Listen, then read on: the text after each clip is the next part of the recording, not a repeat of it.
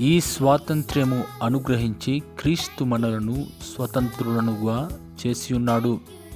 కాబట్టి మీరు స్థిరముగా నిలిచి మరల దాస్యమను కాడి క్రింద చిక్కుకొనకుడి.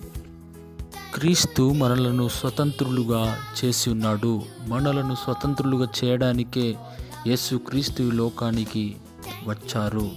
కావున ఇంతకాలము నువ్వు చెడు క్రియలతో తోనే జీవిస్తున్నట్లయితే, పాపానికి బందీగా, పాపానికి బానిసగా నువ్వు జీవిస్తున్నట్లయితే, ఒక్కసారి యేసుక్రీస్తు వైపు నువ్వు తిరిగినట్లయితే, యేసుక్రీస్తును సొంత రక్షకునిగా అంగీకరించినట్లయితే, నీ బ్రతుకును మార్చగలిగినటువంటి దేవుడు నిన్ను స్వతంత్రులుగా చేయడానికి, నిన్ను సంతోషాన్ని ఇవ్వడానికి ఈ భూమి మీదకి దిగి వచ్చిన ఆ యేసుక్రీస్తు నిన్ను పరిపూర్ణమైన స్వతంత్రులుగా మార్చబోతున్నాడు.